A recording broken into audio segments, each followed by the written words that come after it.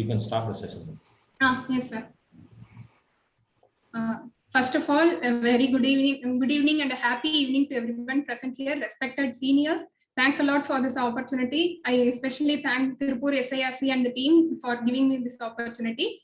So first, generally our life earlier, everything was based on a characteristic approach. But nowadays, only carrot and stick approach is being used everywhere. Even income tax portal follows only stick approach, like they have various sticks like penalties, various due dates, penalties, and to add fuel to the fire, we have our functioning of our wonderful new income tax portal. Everything is like different sticks for us to cross over. So today we'll be seeing about one important stick, which is penalties. Okay, so this is the overview of the session. So I'll start with first. According to digital, so as India is going towards digitalization, and our Prime Minister is going to, with various schemes with the Digital India and everything. So our income tax portal is also upgrading, and Income Tax Act, they are also they are introducing various different things. So one of the important thing is faceless penalty scheme. So first we will see what is the notification and what it tells about. And around 10 days back, there was an SOP issued for this faceless penalty scheme. We will see the key points addressed in this SOP. Then we'll go ahead with where there will be no penalty, like cases kept in abeyance, how we can how we can get immunity and waiver of penalties. Then we'll go with an important section of penalty, which is very important, section 270A, penalty for underreporting and misreporting. Then few selected case laws regarding the same and how to draft a reply to the penalty notice, a small checklist I have prepared. So coming to the session, first, the notification did not tell you about anything about the scope of the scheme. So the scope of the scheme was given under a separate CPDT order dated 21/2021 and 26/2/2021. All the penalties imposed under Income Tax Act will be covered under this faceless penalty scheme, except these things. Penalty proceedings by investigation and central charges will not come under the faceless penalty scheme. Penalties under international taxation, penalties under TDS charges, penalties proceeding arising out of any, obviously penalty proceeding arising out of any statute other than IT Act will not come under this faceless penalty scheme. Then important point to note here is all penalties imposable by officers of level commissioner or commissioner appeals and above will not be covered under this scheme. So only those penalties which can be imposed by the officers below this rank will come under this scheme, faceless penalty scheme. Next, this is an overview of the first we have to know how the scheme works so that we can do accordingly.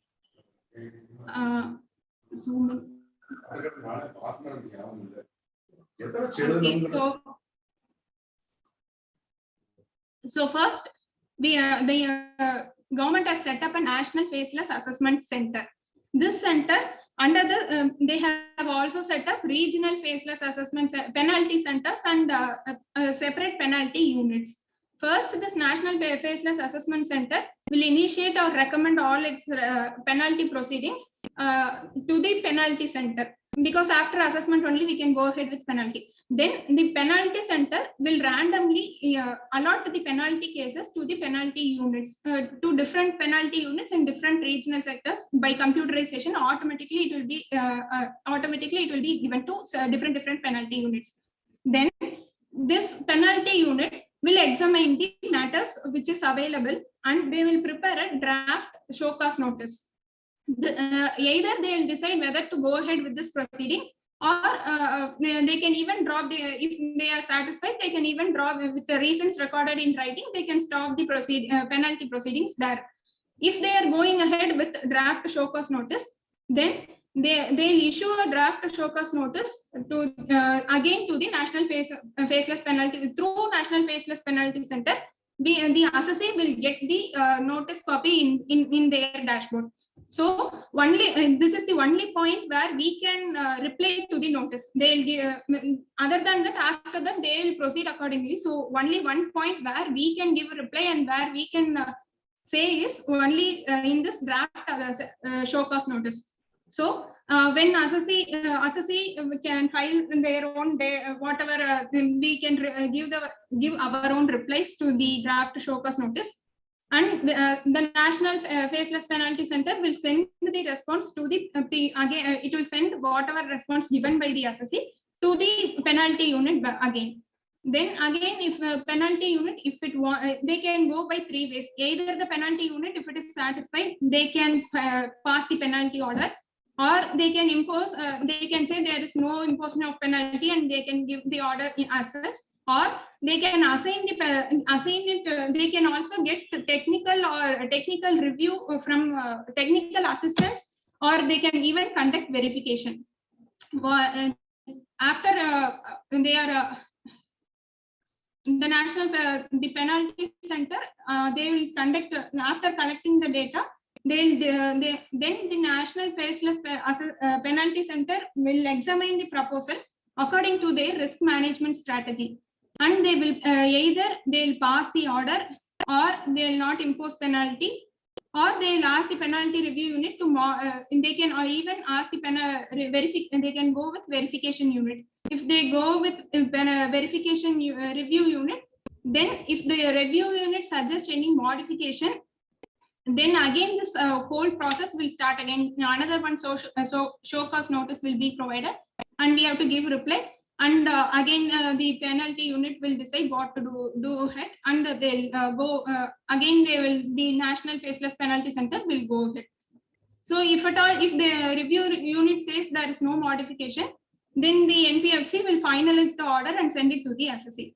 This is the overall flow. The assessee will not know which assessing officer is going to go ahead with their cases. So everything will go through the through the portal, through National Faceless Penalty Center. Now the government has not set up as of now. Only the National Faceless Assessment Center will also act as National Faceless Penalty Center. They have not set up any separate penalty national level or regional level or total penalty units. They have not separately they have given. As of now, only the assessment center will also act as the penalty centers now. So this will be the overview, just overview of how the National Faceless Assessment Scheme is going to be conducted. Next, in the notification, they have also given about how to go ahead with the rectification proceedings. So if there is any mistake apparent on record in the penalty order, we can go ahead with rectification. It can be filed either by assessee or the penalty unit which prepared, or the penalty unit which reviewed, or income tax authorities or NAFC. Anybody can go ahead with rectification process. If somebody applies for rectification, again the National Faceless Penalty Center NFPC will assign the application to a specific penalty unit. They will prepare a notice, and they'll give an opportunity for hearing. Either to if the penalty unit proceeds with rectification, they will give an opportunity to the assessee, or if the assessee starts the rectification, they will give an opportunity to the assessing officers and the penalty unit. And based on the response, they will either accept the rectification or they can reject the rectification. Then after passing of our penalty order, the appellate we can go ahead on appeal on the penalty order. The appeal will be before the Commissioner Appeals of National Faceless Appeal Center. Then one important point to note here is there is no personal appearances here. Even for assessment, faceless assessment scheme, we have an option for video conferencing. But for in the notification of faceless penalty scheme, they have given they have an option assessing the request for personal hearing. They have given, but we have to get the permission of Chief Commissioner or Chief Commissioner for that. And the Chief Commissioner will allow only if the request is he is of the opinion if the request is covered under the circumstances laid down. But the scheme or the notification till date have not given the circumstances where the commissioner will allow the assessee to go ahead with video conferencing. So till date, we have no option of going to video conference or personal appearance. We have no option. But we have this option in assessment where we can apply for video conferencing. These are all the main important points covered in the notification. Coming to SOP, the SOP issued SOP was issued around 10 days back, and it mainly deals how the income tax officers and the penalty units should deal with these penalty proceedings, where they should upload which tab, how they have to use, or it was mainly for them. Some few points we can also infer from it, and we can also use it. So the key points here are: the faceless penalty unit, first, they should identify whether this is the order with which the SOP is asking the penalty unit to go ahead with the case. So the faceless penalty unit shall identify whether the case is within the scope of FPS and can be proceeded. So first they have to check the scope, and they should also check whether this case can be proceeded, like if an appeal is filed, or they have gone into Vivad Se Vishwas scheme, they cannot go ahead with the penalty. So first the FPU will check whether whether the case allotted will come into the scheme and they can proceed, and they can issue show cause notice. And the SOP mentions the time period for response from the assessee can be given between 5 to 7 days. So we can expect, if we get a notice, we can expect the notice giving time for reply will be around 1 week or something, because the SOP states so they will also proceed with the same day. So maximum 1 week time will be given for our responses. Another thing which the penalty unit can do is they can issue notice under section 133(6). They can call for information from the assessee, or they can also issue summons under section 131 if required. So section 131 states they can conduct inquiry, or they can summon person, or examine on oath. Everything the penalty unit has the penalty unit has all the powers to do all this. Then important point, the non-responsive cases proposed to be handled by service of notice through speed post. Here we can see that in assessment, faceless assessment, they had a separate unit called designated verification unit. What is the purpose of that unit was, if at all there is no response in the faceless proceeding, this unit will go in person to verify, or to verify and serve the notice, or at least to verify. And they have the separate unit called designated verification unit. But in this penalty scheme, faceless penalty scheme, they have taken out the unit, and they have given, instead of using designated verification unit, they are going to use notice through speed post. And so they'll not come in person to give service, or they'll not use this designated verification unit. Instead, they'll go with service of notice through speed post. This is one difference between the faceless assessment and faceless penalty over here. Then the draft penalty, the SOP also states that the draft penalty order should be well reasoned and speaking. So the order must draft penalty order which we get it should be well reasoned. Why after the reply what we have given, it should be very well written. Why they are going to impose penalty on us. So the penalty order should be very well reasoned on speaking. Then this designated verification unit, they can also use it.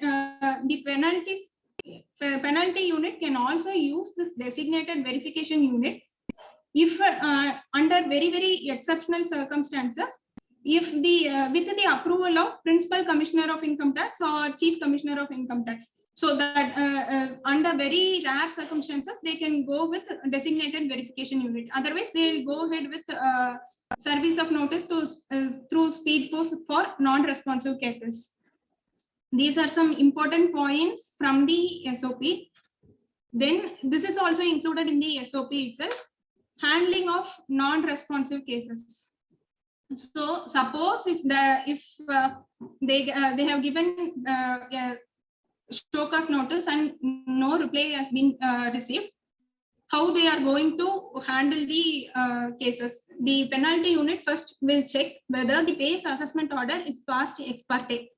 If base assessment order itself is passed ex parte, then they will again issue another show cause notice. They issue the show cause notice through both email and speed post. In email, they will check whether it is delivered properly, and in speed post, they will check the acknowledgement whether they have actually received the notice or not. If it is delivered, they wait for a reasonable time so that the assessee, suppose he is not using internet or mail properly. If physical delivery of notice helps, they'll wait for a reasonable period of time, and suppose and after that they'll issue the ex parte penalty order. If the email address and speed post itself is not delivered, then they will go with the ex parte order itself. So basically, first they'll check the assessment order. If it is passed ex parte, the next point, what they will do is issue another show cause notice. This show cause notice will be sent through both email and post. If both email and post are delivered, they will wait for a reasonable period of time, and if there is no reply from the assessee, they will proceed again with the ex parte penalty order. Suppose if it is not at all delivered, then they'll they have all the rights to go ahead with ex parte order as per SOP given to them. Now coming to the other side, if the base assessment order is not passed as per ex parte, it is not passed ex parte and it is a usual assessment order given, then they will use all addresses of the assessee and authorized representative. What are all the other addresses or any if they have filed a tax audit report, they'll through that they can contact the authorized representative. So they will use all address and communication, and they'll try to reach out the assessee first. Suppose if there is no response, they'll again start proceeding with the same way as base assessment order is passed ex parte. Like they'll issue the show cause notice again for ex parte order, and this will also be sent by both email and speed post. After waiting for maximum 5 days, they have the rights to pass the ex parte order. So this is the way of handling the cases as per the SOP given. Next, they have also given a dedicated email ID for grievance redressal. Maybe this will be very useful to everyone because the portal is also not functioning well. We have all glitches over it. So if at all any grievance is there, we can go ahead with this. They have a separate email ID for faceless assessment and faceless appeal, and for a separate email ID for faceless penalty. This can be used if at all needed.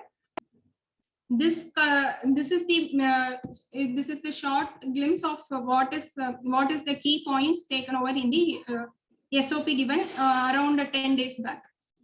Next, the cases kept in abeyance or where penalty is not applicable. So in these cases, they cannot go ahead with penalty proceedings.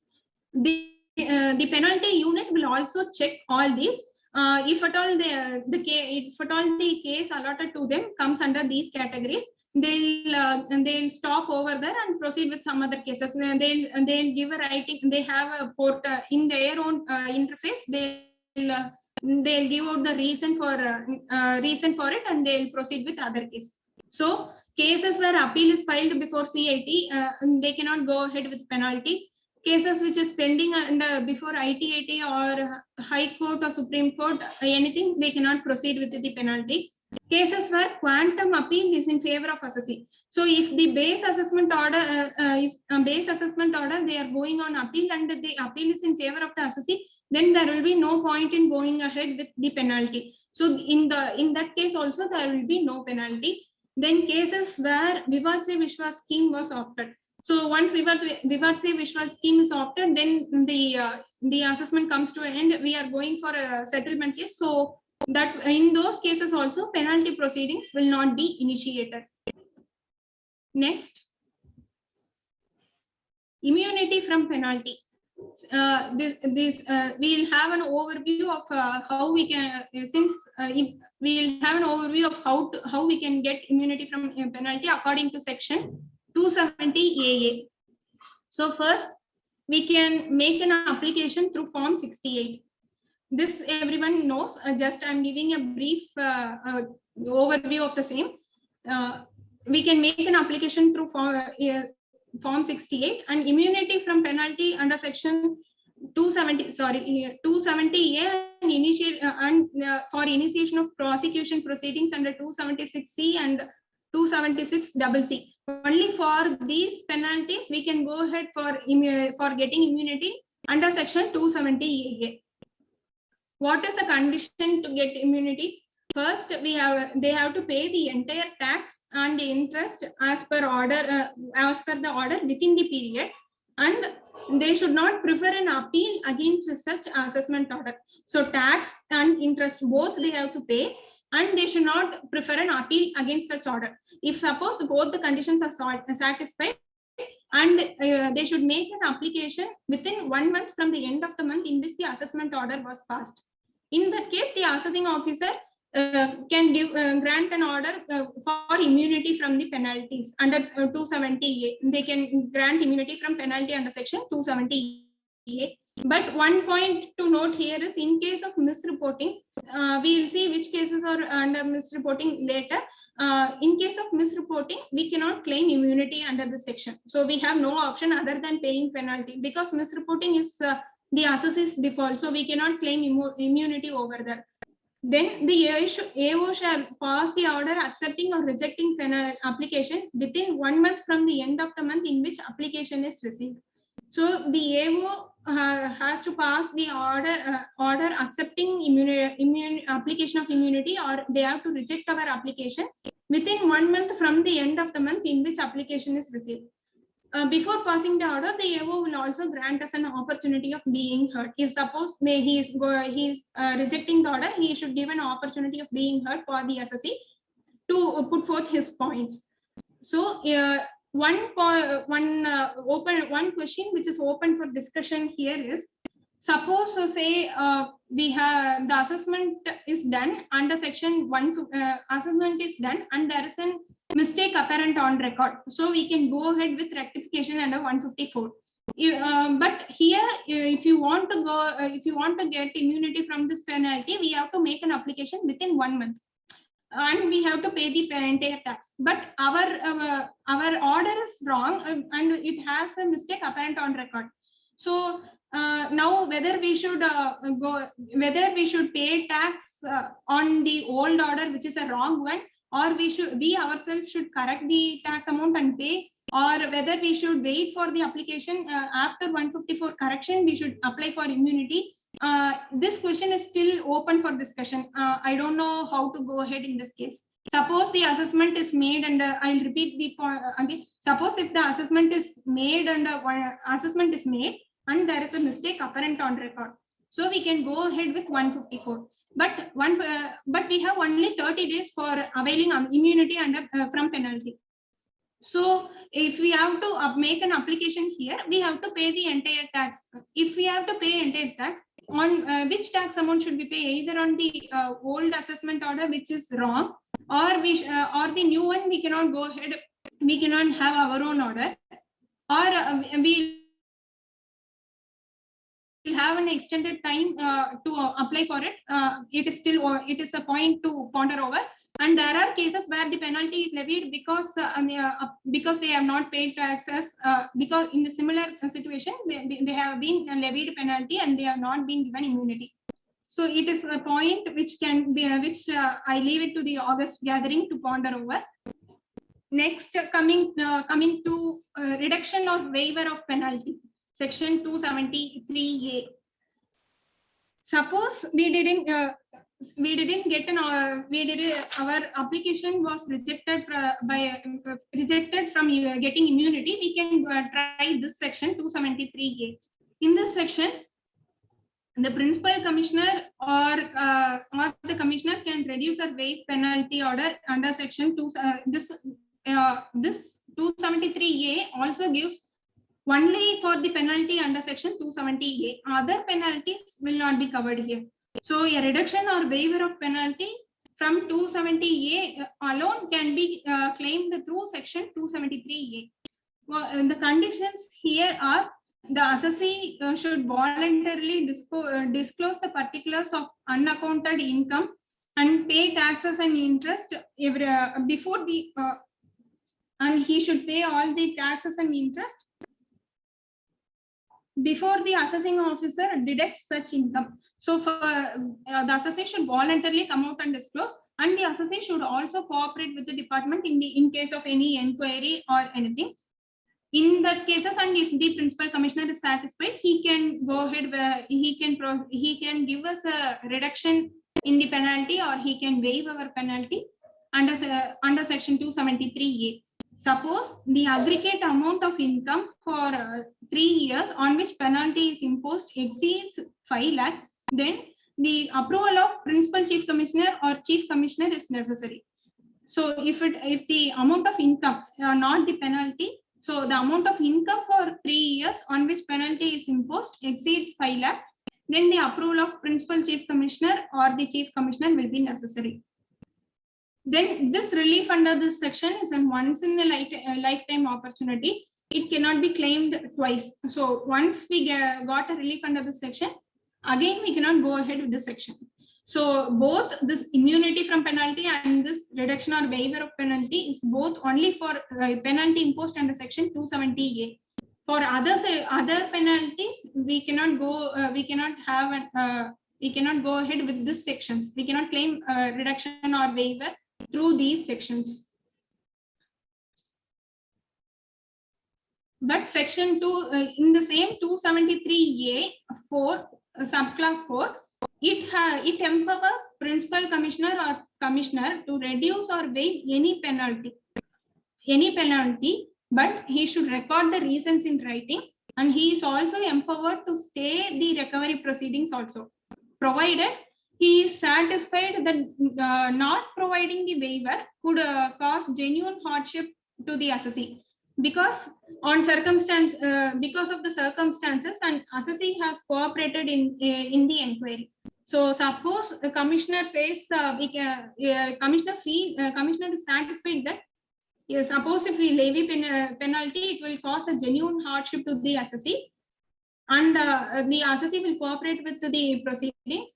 He may give a waiver of any penalty under this section. If the quantum of penalty here in this section 273A, 270A, we are having, if the aggregate amount of income, the condition is about income, but in this 273A4, the condition is about penalty. If the quantum of penalty exceeds 1 lakh, then the previous approval of principal chief commissioner or the chief commissioner will be absolutely necessary. One good section which we all can apply is section 273B. According to 273B, no penalty is leviable if the assessee proves that there was reasonable cause for the said failure. So if there is a reasonable cause, we can claim claim exemption under this section. We can pray with the assessing officer not to levy penalty through this section. Almost all penalties except these 5 items are covered in this section. So all other penalties like default in maintenance of books of accounts, or default in not doing tax audit, or non-filing of TDS returns, 269SS default or 269T default, etc. Everything is covered in this section. So any default in this way, we can claim if there is a reasonable cause, say in this circumstances during the due date, the assessee is affected by COVID or some unforeseen circumstances, or we have a reasonable cause for that, we can claim, we can ask the assessing officer or the penalty unit to not to levy penalty under this through this section. This is a savior section for all of us, but through the section we cannot claim. These 5 penalties are not covered in this section. So even though there is a reasonable cause, These sections, in these sections, we cannot ask for an exemption. 270A, we know it is under-reporting or penalty through because of under-reporting or misreporting. 271 AAB is search cases penalties. 271 AAC is section 69 115E is on penalty on those sections. 271 AAD is a new section which was introduced last year for penalty for false entry in the books of accounts. Then 271 DA is a penalty in case of violation of 269 ST, and 271 DB is penalty in case of violation of 269 SU. So 269 SS and 269 T default we can get an exemption, but 269 ST and 269 SU we cannot claim this. We cannot use this section to claim waiver of penalty, or to avoid penalty. We cannot use this section. So compliance of 269 ST and 269 SU is much more important than 269 SS and T. Then the next section, next important section is 270A. Before going to 270A, I'll just summarize whatever I said before from the starting. So because I think now romba speed up so I'll just go ahead one. I'll just give a small brief one. So we are going to see about the faceless penalty scheme. There is a notification towards it, and they have issued an SOP also. The scope of the scheme includes all penalty except investigation. In all these are not common penalties. Only this point we have to remember. Penalty imposable by officers of level commissioner or commissioner appeals and above, we cannot go ahead with the scheme. That will be that is still under a face-to-face scheme, like the usual one. It is not covered under the faceless appeal scheme. If we just go ahead with the flow chart of a faceless penalty scheme, first the National Faceless Assessment Center will initiate or recommend the penalty to the National Penalty Center, and the National Penalty Unit will allot the cases, and the National Penalty Unit will allot the cases to each penalty unit randomly. The penalty unit will examine the matters, whatever the material they have and the reason for case, everything they'll examine, and they'll prepare a draft show cause notice. This draft show cause notice, we have to give a reply, and based on the reply, the National suppose again some other details the penalty unit want, they can ask us again.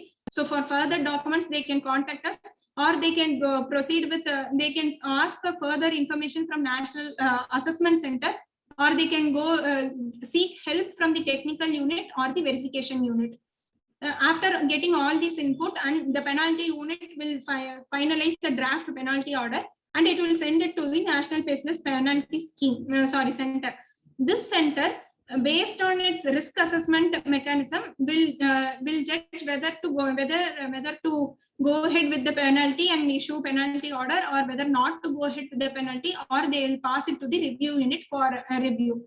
If the review unit suggests any modification, again the same process will be continuing. They'll have a draft penalty order, and they'll give an opportunity for us to reply, and they will, if it is prejudicial to the assessee, they'll give an opportunity for the assessee for the points, and after that they'll decide. If the review unit says there is no change in the penalty or draft penalty order, they'll proceed with the assessee. So general scheme of the National Penalty Unit is this.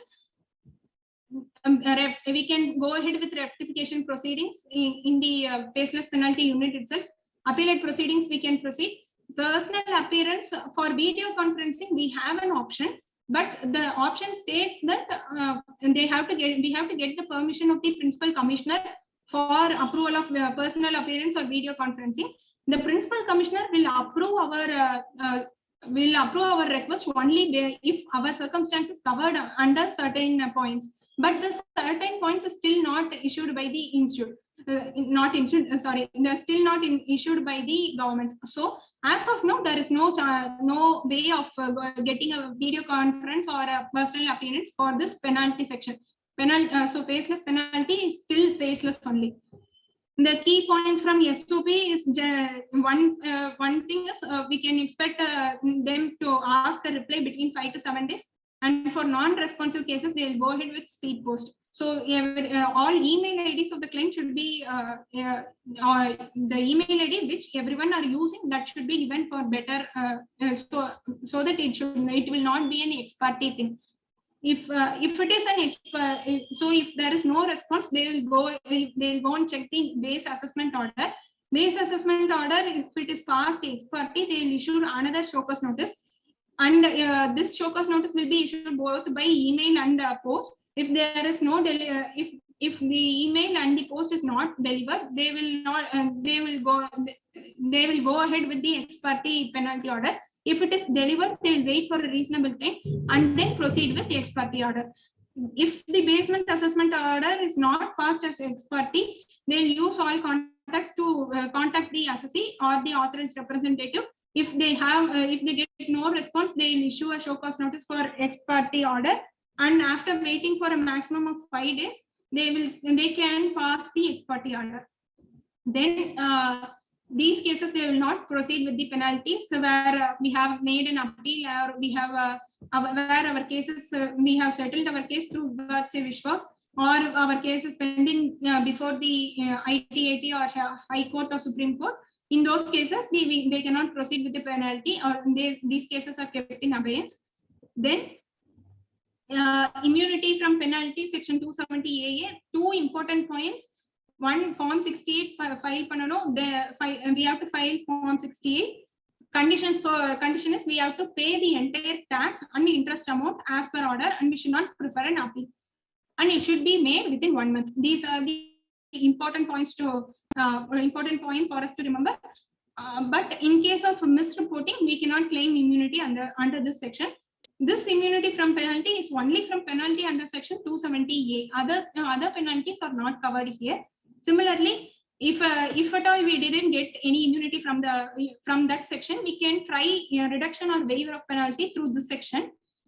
In this section, when the condition is the assessee should voluntarily disclose the particulars of unaccounted income, and the assessee cooperates with the department in the inquiry. Suppose the principal commissioner is satisfied, he will give us a relief under this section. But relief under this section is a once in a lifetime opportunity. We cannot go under this section twice. Then, if at all the imposing the penalty causes genuine hardship to the assessee, and the assessee also cooperates, and the principal commissioner is satisfied, then he can reduce or waive any penalty according to section 273A4. So if any penalty, any penalty is a point to be noted. So 273A through reasons recorded in written, he can go ahead. If at all the quantum of penalty exceeds 1 lakh, then the previous approval of principal chief commissioner or chief commissioner will be required. 273B is a savior section for every one of us, because it states no penalty is leviable if the assessee proves that there was no reasonable cause for the said failure. So reasonable cause is what we have to prove to them. Under this section, all the penalties are covered. All the penalties of income tax are covered, except these 5 to 6 sections. So in these sections, we cannot claim under this section. Default in maintenance of books of accounts or tax audit, non-filing of TDS return, everything we can claim over here. Then comes 270A. So we have 270A and its intricacies. A discussion on 270A, and we have a few case laws and judgments to discuss. And about drafting of the next one, it will be about drafting of drafting of reply to penalty notices. So 270A. This is the one important penalty. To exactly say, this is the important penalty under which we can expect any notices coming forward. So what constitutes underreported income? So first, up to assessment year 2017-18, there was 271(1)(c). After that, the government bought 270A. In this, they have the important terms over here is underreported income and misreporting of income. So first, what is underreported income? Underreported, in all these circumstances, we can say the income is underreported. Income assessed is greater than income determined under section 143(1)(a). So if the income assessed is greater than income determined under 143(1)(a), we can say it is underreporting of income. Similarly, income assessed is greater than maximum amount not chargeable to tax. If at all return is not at all filed, we cannot go ahead with this because 143(1)(a) will not be there. They have not at all filed return. So in after assessment, they have not at all filed return, or they have filed return under section 148. In that case, if the income assessed is more than that, then it will be considered as underreporting of income.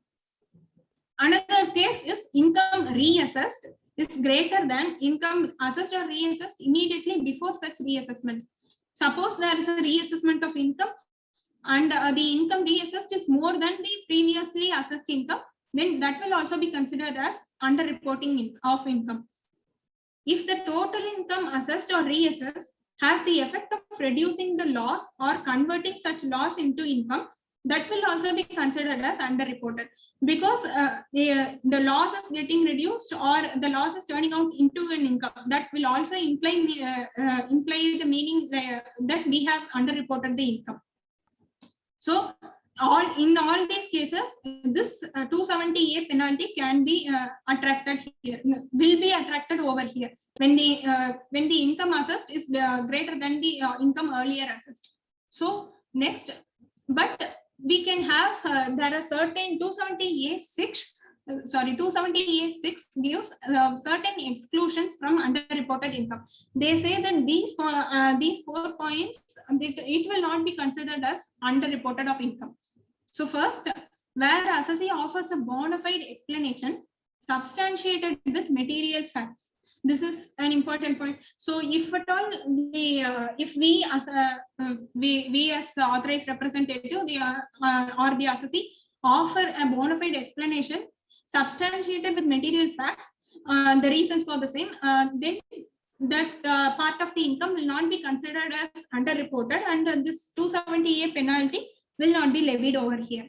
The other 3 exclusions are where the amount of underreported income is determined based on an estimate without rejecting the books of accounts. So if it is based on estimate, and the underreporting of income is because of the estimate, like the assessee has made an estimate, but the assessing officer has a different method of estimating it. Only because of that estimate, there is a difference in the underreported income. That will not be considered as underreported income, and penalty under 270A will not be attracted. In the same way, transfer pricing, if at all there is any addition in the transfer pricing assessment, but the assessee has maintained all documentation as required in 92D, section 92D, and the international transaction and material facts, everything is disclosed, then that will also not be considered as underreported income. Undisclosed income on account of such, it has a separate penalty under 271A(ab), so that will not be included in the scope of 270A. In these 4 circumstances, it will not be considered as underreported of income. Next, 270A(9) states the cases of misreporting of income. So it is important to distinguish between underreporting and misreporting, because penalty percentages are different for underreporting and misreporting. So cases of misreporting, misrepresentation or suppression of fact. Any misrepresentation of facts will be considered as misreporting. Failure to record investment in the books of accounts. So books of accounts, if we have not recorded any investment, that will be considered as misreporting. Then claim of any expenditure not substantiated by any evidence. The words used are any evidence. So suppose we have which we can substantiate with some evidence, if we can say the same, it will not be considered as misreporting. So if we have no evidence for the same, it will be considered as claim of expenditure. It will be considered as misreporting. Then recording of false entry in the books of accounts. So any false entry in the books of accounts, it will be obviously treated as misreporting. Here, which I would like to add one more point. 271 AAD may also apply here, like may also attract in this case. Suppose there is a false entry in the books of accounts, because 271 AAD specifically, it is also for false entry in the books of accounts. So there are chances like we can, we will be penalty will be imposed under both the section 270A and 271 AAD for recording of any false entry in the books of accounts. Then failure to record any receipt in the books of account having a bearing on total income. Any all wrongdoings will be considered as misreporting. So in these but the section gives an exhaustive list of all these 6 items. So if at all our the point comes under any one of the 6 items, then only it will be considered as misreporting. It is not very ambiguous to decide which is misreporting or underreporting. Only if it is covering, only if it is covered under these 6 items, it will be considered as misreporting. Then failure to record any receipt in the books of accounts having a bearing in the any receipt, here it is expenditure, then any investment or any false entry or any misrepresentation, everything comes under misreporting. Then for transfer pricing cases, failure to report any international taxation or deemed international taxation or specified domestic transaction, anything which is not reported or it is wrongly reported or it is any failure to not at all recorded, everything comes under misreporting. So for underreporting, it is 50% of tax payable on underreported. The penalty will be 50% of tax payable on underreported income. But for misreporting, since it is a major default, so 200% of the tax payable on underreported income will be as penalty. So the penalty, there will be tax, interest, penalty. So there will be a huge burdensome on the assessee. So some few intricate points regarding 270A. In this section, the section starts, the words used in the section are may.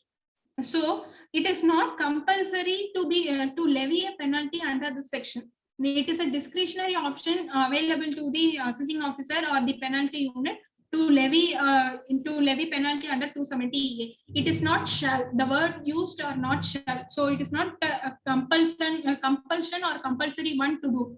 It is only the words used are may. Similarly, the words used in the section is during the course of any proceeding under the Act. So the penalty under 270A can be imposed even during the course, only after assessment they should impose penalty. It is not that way. They can even impose penalty during the course of the proceedings. So that is also an important point. The onus is on the department to justify or to confirm that they have to prove to the assessee that this is an underreported or a misreported income. So it is on the department to prove to us. The onus is not on the assessee part to not to say. So we have a defending option. First, department has to it is on the department to compulsorily prove that this is an underreporting or a misreporting of income to impose penalty under 270A. Similarly, notice, if the notice is vague or no specific allegation is given, then the penalty may not be sustained. The notice should be very speaking one, stating this is why this is the underreported. It should be a very speaking notice. Only then 270A penalty will be sustained. Otherwise, we can defend it saying the penalty. There are case laws where the notice is vague and they have defended the assessee. They have defended the case and the assessee won the case. So the notice, if the notice is vague or there is no specific allegations, that is a plus point for us. We can use that. Similarly, we cannot have this reasonable cause 273B reasonable cause. We cannot plead here because there was no retrospective amendment after only in assessment year 17-18 they bought this 270A. So after when they introduced this 270A, there was no similar change amendment made in 273B. So we cannot claim reasonable cause for 270A penalty. One more thing, penalty in survey cases, penalty under 270A in survey cases. So if the undisclosed, if on survey they have discovered some undisclosed income, that undisclosed income is pertaining to the current year, then there will be no problem. It will be declared in this in the written file. So 270A will not be applied because we will be declaring it in the written file. So it will not be applicable.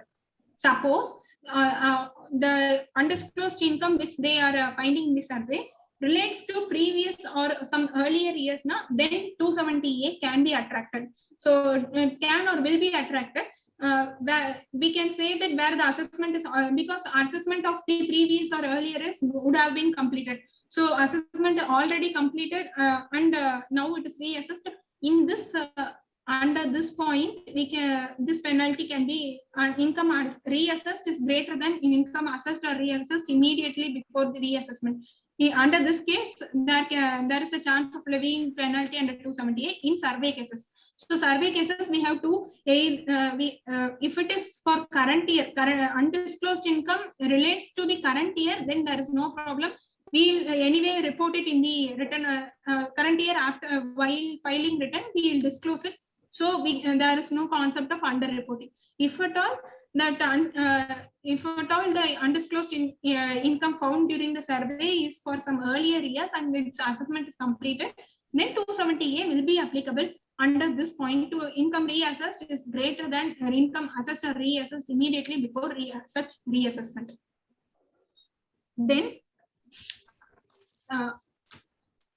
return, if suppose say we have filed return and 143(1)(a we have received one intimation under 143(1)(a.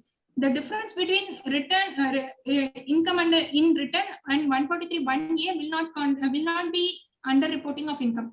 Only 143(1)(a and the income which is being assessed now will be considered as under reporting of income. See, if we come back to what is under reporting of income, here income assessed and 143(1)(a is being compared, not the income in return and 143(1)(a. So if at all there is a difference between 143(1)(a and the amount filed in return, that will not be considered as underreported, and 270A penalty cannot be applicable in that cases. So difference between one return and 143(1)(a difference will not be considered as underreporting. So then according to section 274, no penalty can be levied without giving an opportunity of being heard.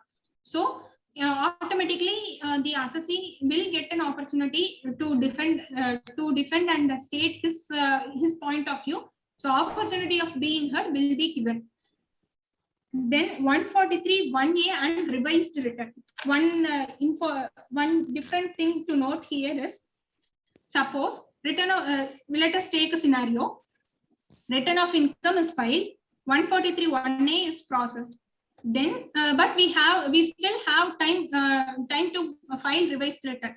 So after 143(1)(a is processed, we are filing a revised return. Either we are in the revised return, we are showing a higher income, or we are withdrawing some claims, which should not be applicable, wrong or something like that. We are withdrawing our claim, but 143(1)(a is processed.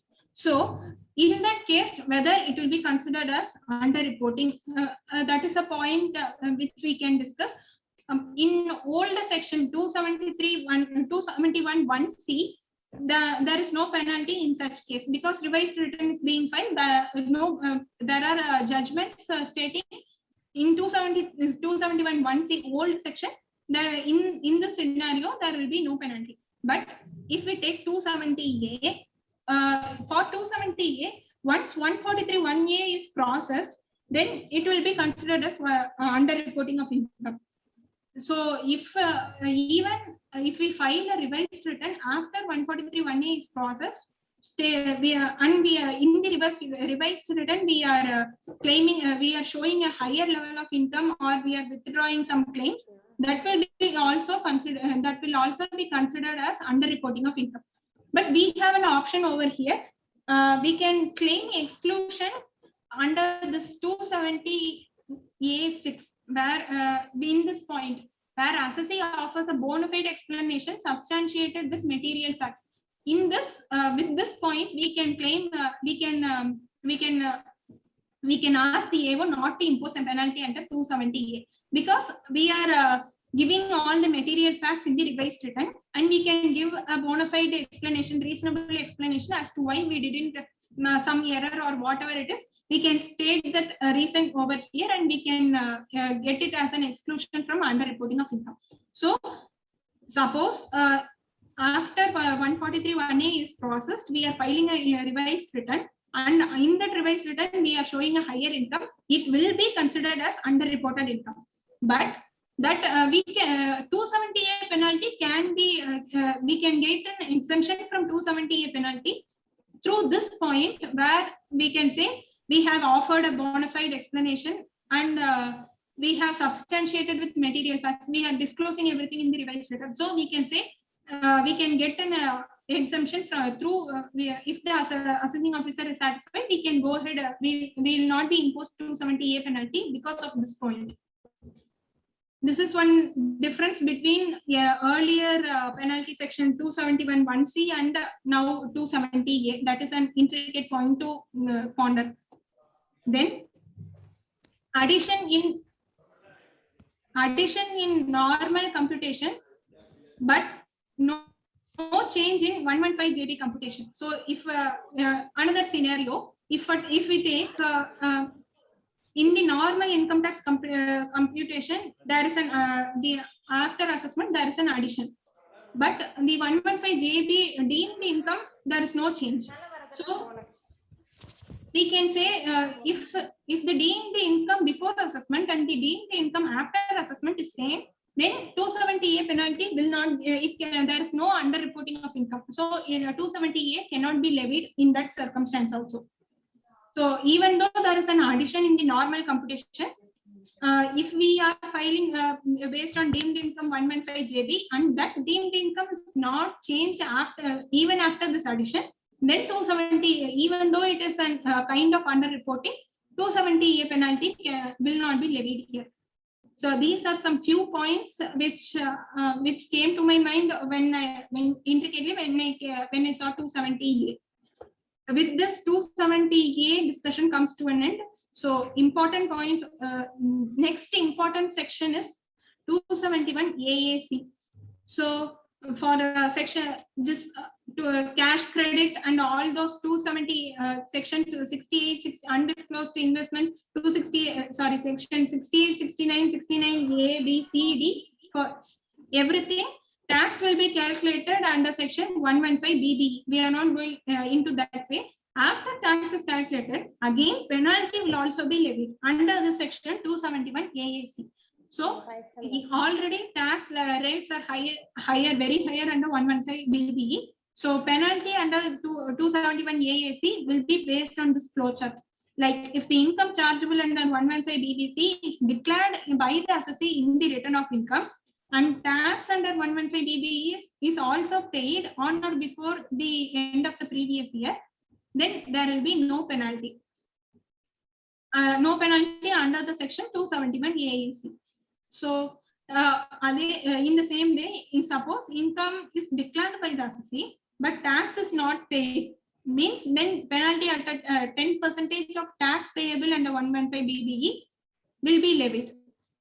Suppose if it is not at all, the income chargeable under 115BB is not at all declared by the assessee and it is determined by the AO, then penalty under penalty at 10% of here the penalty is 10% of tax payable on 115BB.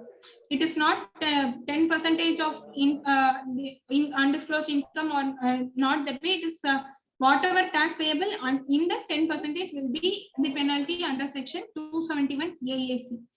This is also an important section for penalty. So the main penalty sections are 270A and 271AAC, which we have just a small recap I gave it now.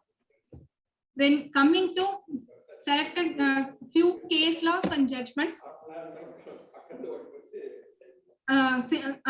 only about 1 to 2 years would be there after this faceless assessment and faceless penalties, everything came over. So only few case laws were applicable under this set. So in that first case law which I would like to discuss is Lemon Tree Hotels Limited versus National Faceless Assessment Center, New Delhi, 21/5/2021. Okay, in this case, whether the point, the case is all about personal hearing. Whether once an assessee request for a personal hearing before passing final assessment order under 143(3), read with section 144B, officer in charge under provision of class 8 of section 144B7 would have to ordinarily grant a personal hearing. So faceless assessment, we are not talking about faceless penalty. According to faceless assessment scheme, we have an option. To ask for personal hearing through video conference. Suppose the assessee request for a personal hearing, then is it compulsory for the penalty assessment unit to grant a personal hearing? In this case, the Delhi High Court said it is if at all the assessee request for a hearing, then it is compulsory for the unit to accept it and go ahead with the personal hearing. They cannot say no. Once we have requested, they have to go ahead with the they have to say okay for the personal hearing. But this will not be applicable for penalties, because in penalties still the circumstances under the circumstances when all this personal hearing will be allowed, that point is still yet to be notified. So we don't have an option for going under personal hearing for penalty scheme. Another case law is Smart Vishwas Society versus National Faceless Assessment Center, 26/2021, around 2 months back. This is about where no show cause notice come draft assessment. So according to faceless assessment and its SOP, they have to compulsorily give a show cause notice come draft assessment. If at all show cause notice come draft assessment is not served, then can the what will be the implication of the demand notice under 156 and the penalty proceedings? The court said that if at all you have to give an opportunity for the assessee to go. It is compulsory as per the provisions to give a show cause notice come draft assessment. Suppose if it is not given, then entire the assessment order, then notice of demand, penalty proceedings, everything will be set aside. So this is also an important point which we can use in some of our cases. So if at all any draft assessment order is not given, we can say the proceedings are invalid, and we can ask for we can go ahead with the court, or we can ask for a draft assessment order compulsorily. Even the penalty if the draft assessment order is not given, even the penalty proceedings initiated will also be set. Everything will be set aside. So it is utmost important to give a draft assessment order. Next, another case study, Raja Builders versus National Face Assessment Center, 13/5/2021. So in this case, the assessee claimed that because of our working of the income tax portal, they said there was a glitch in the operation of faceless assessment scheme. Everything is about assessment, because faceless penalty is yet to come into operation full-fledged. It is not into operation full-fledgedly. So all these assessments are based on all these case laws are based on faceless assessment, which we can also, if at all something happens, we can also give a reference over, because the same thing happens here also. So in this case, where the assessee claimed that there was a glitch in the operation of a faceless assessment scheme, and it was not offered an opportunity before passing final assessment order, whether the operation will go ahead or it has to be stayed. So what in this case and also in the previous case, in both, the court mainly it emphasized on the opportunity given to the assessee. So because in this case, because of glitches in the faceless assessment, this assessee could not get an opportunity could not get an opportunity to state its facts. So after without giving an opportunity, the assessment order was passed. The court stated that the assessment order will be stayed and this will not be applicable. They have to the order will not be going ahead. The order is wrong, so they have to give an opportunity for the assessee before passing the final assessment order. So in this case and both in the Smart Vishwas Society, both the cases, the emphasis is on giving an opportunity for the assessee. So in this case, it was about show cause notice or draft assessment order was not given, not at all given. Here it was given, but because of glitch in the operation and because of the income tax portal, they could not get an opportunity. So in that case also, the court held in favor of the assessee, stating that the assessment order will not be valid. Another case is about Renew Powers Private Limited versus National E-Assessment Center, Delhi. Okay, in this case, what happened was the assessment order was passed prior to the expiry of the date given in the assessee, given to the so they have given a time period for the assessee to file reply. Before the assessee filed a reply, the assessment order was itself passed. So only after the time given to the assessment assessee, time given to the assessee is over, then only the assessment order can be passed. In this case, the assessment order was passed prior to the expiry of the date given to the assessee. So they had an opportunity. They have given show cause notice and draft assessment order, but before the expiry of the date itself, they have passed the assessment order. In this case also, the court held that it is a breach of principles of natural justice, and it is a grave civil it has grave civil consequences for the assessee. So the impugned assessment order was to be set aside, and maybe the court gave liberty to the department to pass a fresh assessment order after the after the time period for filing response to the assessee is completed. After that, the court gave the revenue may again pass a fresh assessment order. So few important points are they have to give up a show cause notice. They have to give opportunity of being heard, because we are not going to see who is doing it. Everything is computerized, so we don't know what is happening. That's it. So the assessee has to get an opportunity to state his facts and to state his point of view. That is what is emphasized in all these judgments. So if at all because of the income tax portal or any other cases, suppose these cases can come as a reference, we can take these cases as a reference for our cases. Next, coming to the last topic of the session, drafting a reply to penalty notice. So giving a reply to penalty notice is nothing different from giving a reply to any other notice as we do usually. So few checklists which are to be considered before replying to a penalty notice are: first, check whether it is a valid notice. Every section, every penalty has a limitation period. It has to be the proceedings has to be initiated and notice has to be given within a specific period of time. So check whether it is a valid notice. If at all, if it is after the limitation period, we can easily avoid the penalty stating the same.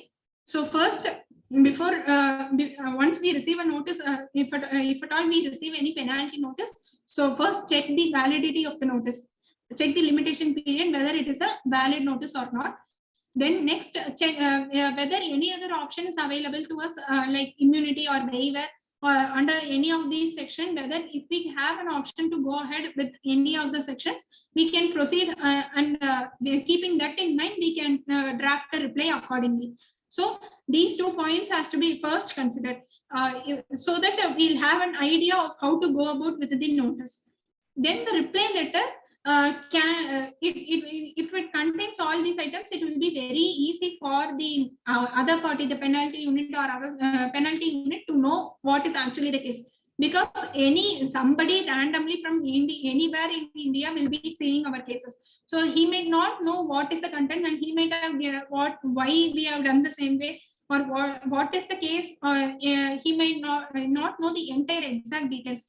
So when we draft the reply letter, first we should state the facts of the case and what is the situation or what is the perspective with which we have done the way in which we have done, how what is the issue and how we have to explain the situation or our perspective, and what we can quote the legal we can raise legal issues like what these are the, we can quote case laws or we can extract legal references, and the inference drawn from them we can quote all those things. And in the anyhow the show cause notice or the order will have the points with which they are saying this is applicable to you or this is not applicable to you. So if we give a point to point rebuttal of why it should not be applicable, then our reply notice will be a worthy one, and it is very there are very high chances that the penalty will not be levied.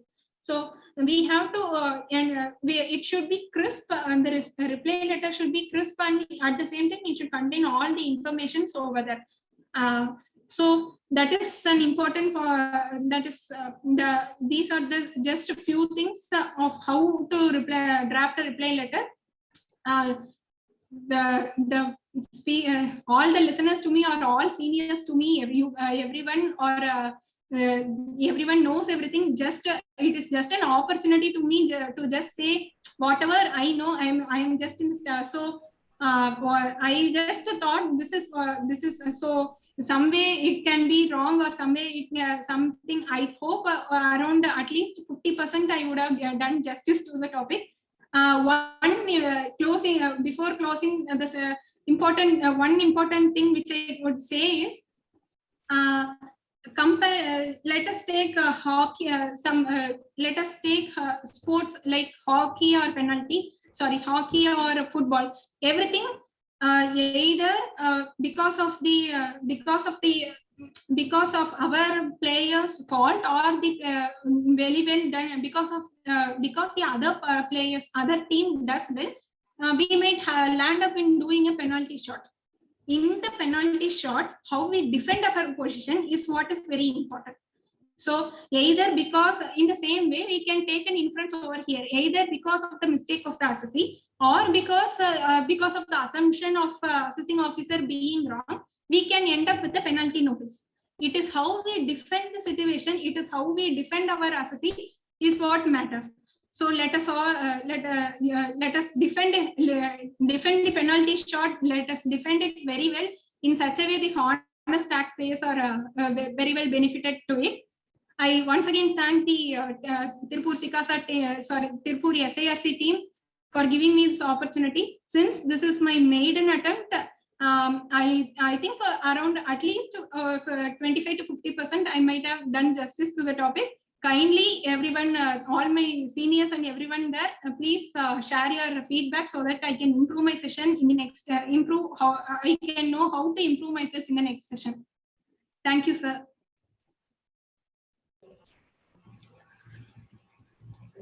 மழை பெஞ்சு ஓஞ்ச மாதிரி இருக்கு இல்லைங்க sir?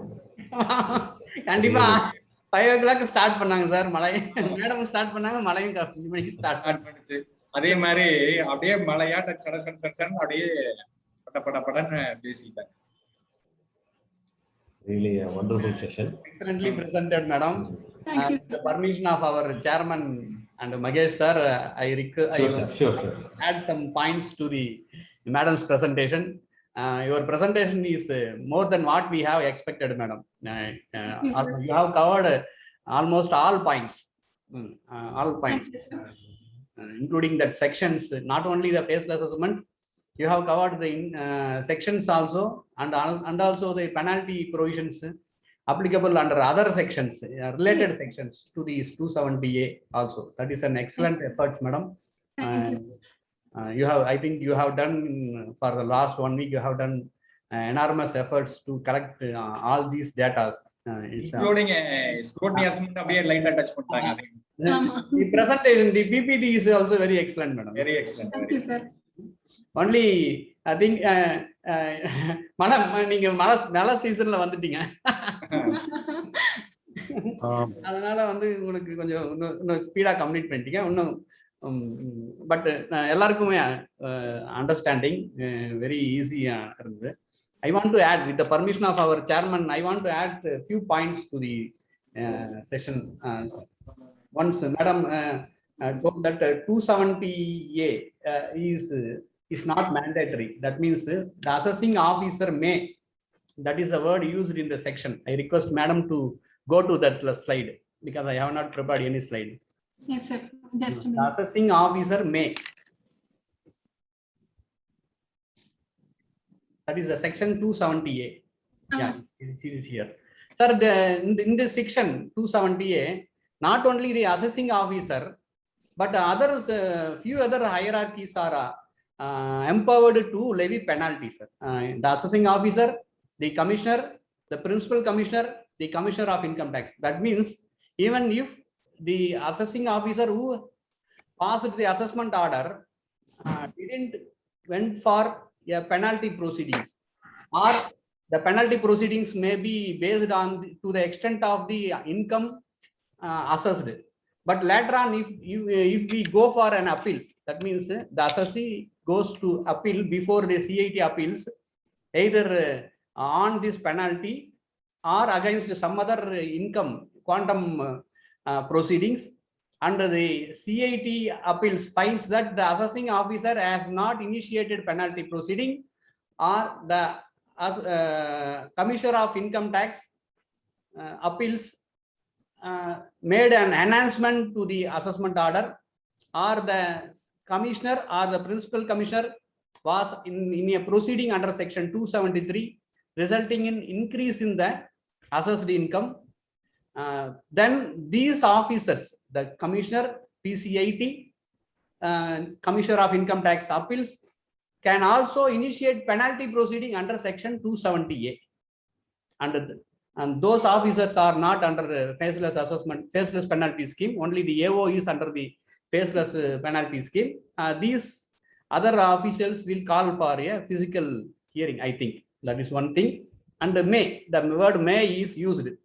Once the may is only for the introduction. That means the AO or other officer may initiate or may not initiate. Once they have issued a notice, so-called notice, 274 notice, but that is the, what is the notice they issue? 274. Once that notice is issued, then the proceedings, penalty proceedings should be based on the provisions, as per the provisions given. That these things should be section Form 68 and other reasonable opportunities, under reporting, misreporting, everything will come into play, and the scope of the discretionary power of the assessing officer is very limited. Only after satisfying with all these, either he can waive the penalty. That is the scope of the assessing officer, or the other officer is very limited. We may have seen that during the last two faceless assessments. I think, to my experience, the assessing officers are very liberal, either due to the limited scrutiny or volume of transaction, and they have limited time. Many of the cases were completed accepting the returned income. But in the penalty proceedings, the assessing officers, the other officer will be somewhat strict, because their scope is very limited. They have to follow the strict procedures. That is the point I want to add to the may or shall. And the second thing, sir, under reporting, misreporting. Misreporting is not a separate title, sir. Misreporting, the title given is under reporting of income in consequence of misreporting. First, the assessing officer should prove, or should prove that there is under reporting of income. Then only he can come to the point there is misreporting. That means when there is no, madam also covered that in case of such cases, the income returned related to the current year, and that was already included in the return of income, in those cases that is applicable. That means underreporting of income should be exist for misreporting. They cannot come directly to misreporting 270A9. They should prove underreporting that the assessed income is greater than the income processed under section 143(1)A or return not filed, as the case may be, that we have seen. Even the loss is reduced or loss is converted into income 115JB/JC, like that, what we have here. First, that should be proved. In order to prove that the assessee indulged in misreporting of income, there are if the assessing officer gave notice under the 270A9, gave notice means stating that under the assessment resulted in underreporting of income in consequence of misreporting of income. First, there should be an increase in the assessed income over and above the income processed under section 143(1). That I want to bring to the how it will happen means we have already even though in some survey cases there will not be any difference between the assessed income and returned income, but officers are issuing 274 notice even in the such cases also. In that time, at that time, this will be useful. We have to show that there is no underreporting of income. So misreporting is also not applicable. That is a point, and there are many judgments relating to that. When the income is returned, the income of the survey case is returned in the return itself. Even the case is completed under scrutiny, there will not be any penalty proceedings. There are many judgments. Yeah, that is the one point I have to bring it to your kind notice. And the second one is exclusions for underreporting, section 270A6. Exclusions for underreporting. The first 270A6A. Assessee offers an explanation satisfactory to the assessing officer, Commissioner of Appeals, Commissioner, Principal Commissioner. That explanation should be bona fide, disclosed all material facts, and substantiative. These are the things. How it will be relevant here, sir? Sir, we may be claiming some deductions or exemptions in the return of income. Say 43B, sir. That is many cases. Even 143. One more thing. First point. 143(1)A, some 43B disallowances were already made in the 143(1)A intimation itself. That income was determined already disallowed, but some few cases were selected for limited scrutiny for disallowing these items. We have seen many cases.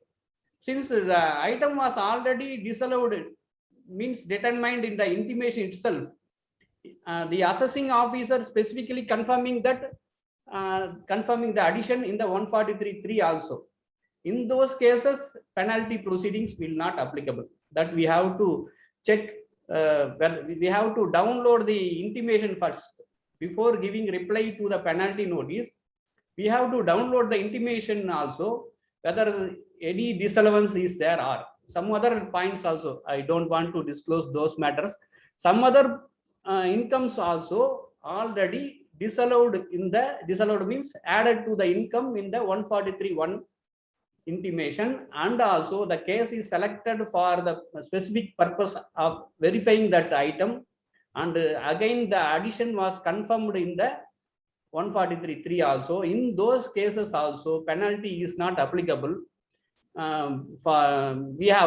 We request our members to first go through the 143(1)A intimation. Based on that also we can submit our reply. That is the second point.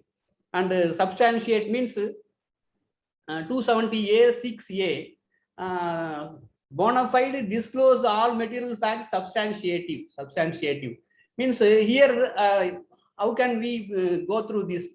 That means, sir, we may be claiming some disputed deductions, sir. Yeah, This ESIPF employee contribution, depreciation on goodwill. Yesterday, one judgment was there. Education expenses of the directors and partners, and many more things are disputed deductions that we claim based on the some judgments. I think we have to disclose these things in the return of income, audit report or notes on accounts. Before while claiming the deduction, we have to disclose these things in the return of income itself and claim the deduction, so that when the case is selected and the specific item is brought to disallowance, we have a better chance of substantiating our claim. That is the thing relating to that exclusions from underreporting. That there is, even the assessing officer will accept, even if we fails, the appellate authority will definitely accept our contention that we have disclosed the facts in the return of income itself. That is a. Then 270 in the exclusion class itself, 270A6C class C, class C, estimated higher rate of disallowance. That one point I think Madam omitted. Estimated higher rate of disallowance, than the disallowance already made by the assessee. If you have for some personal expenses, if we have made personal car expenses like that, if we have made 5% disallowances, but the assessing officers thinks that there should be not 5%, it may be 10% or 25%. In those cases also, that the estimated disallowance made by the assessee itself, not by the AO first time, but already assessee made some disallowance and the assessing officer increases the rate of disallowance. In those cases also, there is exclusions from the penalty.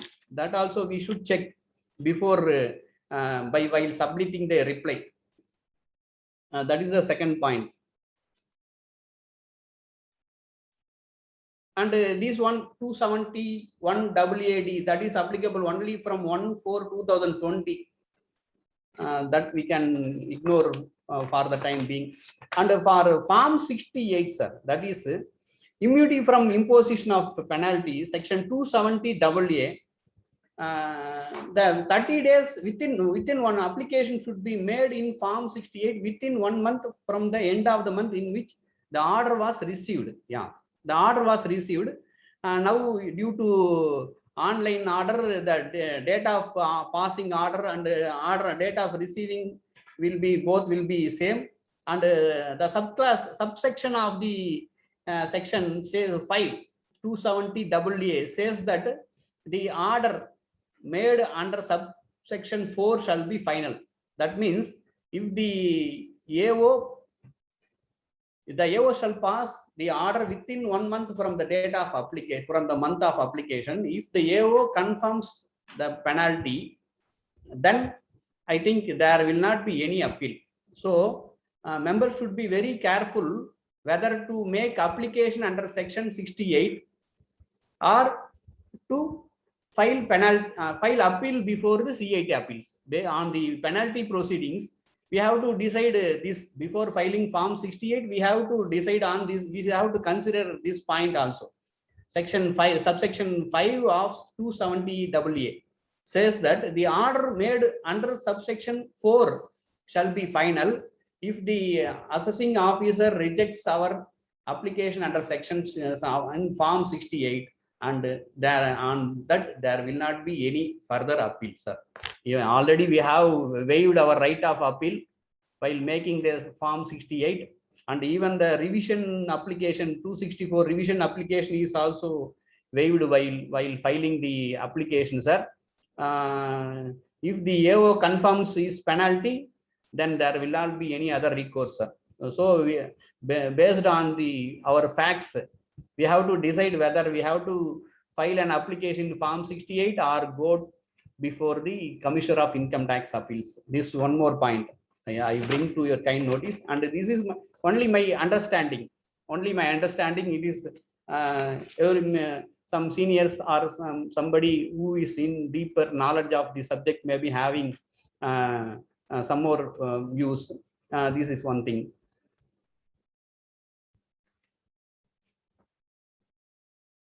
while submitting the reply, sir, present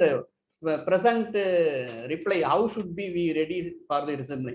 As per the recent FAQ last week issued, FAQ recent issued, the documents asked by the assessing officers to the last week notices show us that we have to submit the assessment order itself. We have to submit the assessment order. We have to submit the form 35 appeal, that is appeal form 35, that if we have gone for any appeal, we have to submit the Vivase Viswas forms. If we have gone for Vivase Viswas, that we have to submit. Any other order passed by the assessing officer. Sir, jurisdictional assessing officer is also empowered to pass penalty orders. That means before coming to faceless assessment scheme, some AOs may have passed the penalty orders. Even that was 17-18 is also pending, sir. Now, before September, they have to pass penalty orders for 17-18 and 18-19. 2 years they have to pass, and also for 148 cases, many cases from assessment year 12-13, I think they have to pass the penalty order by September. Yeah. So in those cases, before coming into the faceless penalty scheme, many AOs may have passed the penalty orders. That also, if that is the case, those orders also required. If we have gone for any writ against the assessment order, that is also required to be submitted in the initial. And in addition to our reason requesting not to levy penalty, the new notices are requiring these details also. Yeah. Sir, in addition to, while submitting the penalty, reply to the penalty show cause, earlier years, we may have got a waiver from penalty, sir. Many cases up to 2016-17, many of us would have got penalty waiver. If that order, if available, we may enclose to our present reply. If the facts are similar, that will also give a relief to the case, because during the assessment proceedings itself, we have submitted the earlier year's assessment order, because similar facts are there, cases are repeatedly selected for scrutiny, some regular expenses, some duty drawback, regular claim like that, and depreciation, windmill, 80IA, even one 80IA case is completed, sir, based on the earlier assessment year's order. 80IA assessment deduction was also allowed without going to too much queries. So even in the penalty cases also, if we have earlier years penalty waiver order like that, something that also we can submit that earlier years also penalty was waived, sir. And there are many judgments available. We have to, even many of us would not have received show cause notice now, but it is a serious matter, sir. It's not like assessment proceeding that the disallowance depends on limited facts, but penalty proceedings has narrow view, narrow scope for the assessing officer to waive the penalty. So there are many judgments specifically related to the disallowance made in our case. So we have to prepare from now itself, collecting the judgments, because the time given is only 5 to 7 days, because 5 to 7 days only. So we have to collect the judgments.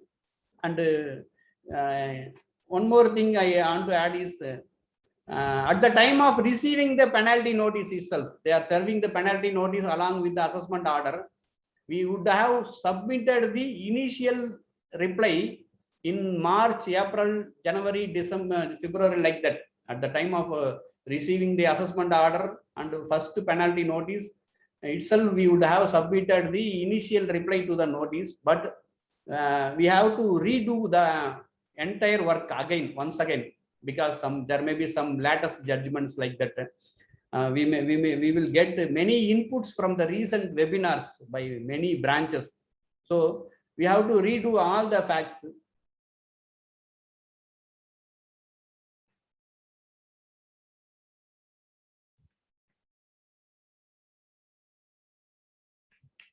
Yeah, that is the things I want to add, sir. Penalty proceedings, once brought, it's a serious case, not like an assessment proceeding. Once initiated, everybody will be, every other subsequent officer like to push that until, I think, until the tribunal. Other appellate authorities also like to push the file based on the facts submitted by the assessing officer. So we should be well prepared for this. And today we, our young member has made many inputs based on the faceless assessment. I thank the committee members for calling young members to make such presentations, and request all our junior members to come to our forum. Thank you, sir. Thank you, Chairman. Thank you, Prabha Madam. Thank you, our viewers. Mahesh. Hello. Mahesh. Yes. Thank you, sir. Thank you, Ramu sir, for your additional points.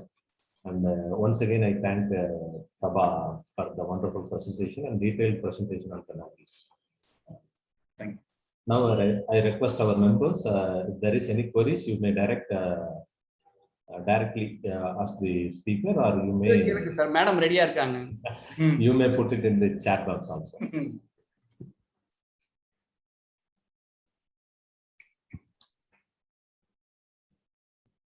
Members, you can post your queries.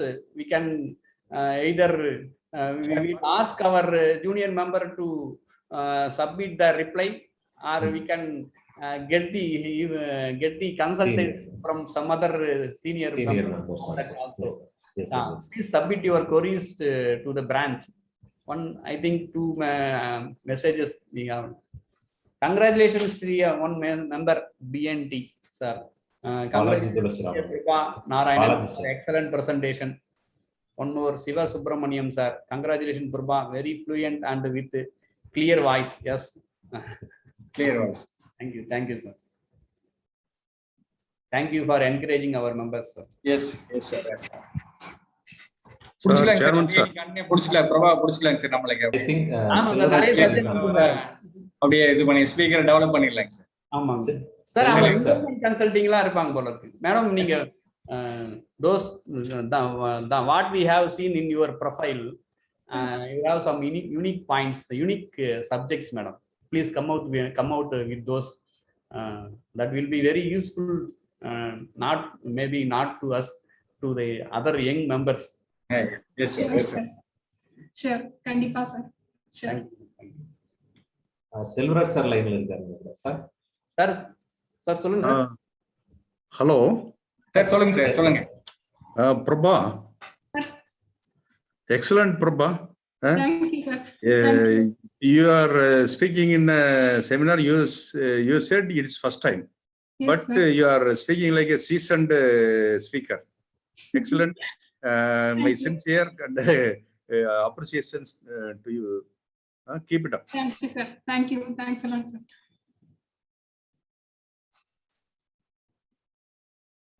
Members, any other queries, members? Please. I think Chairman, shall we write?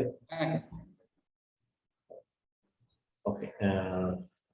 Thank you, Speaker, for your wonderful session again.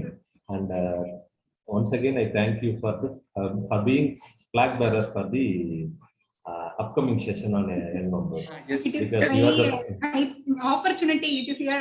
The opportunity given. It is my gift only, sir. So no problem. Very thank you for all of you. Even though for accepting first person, you are the first person to accept the young. So it is a great honor to you. Madam, your name is included in the national website, madam. You are one of the speakers. If somebody touches the subject, and your name will be displayed in the ICC website. Yes. Thanks a lot, sir. Thanks a lot.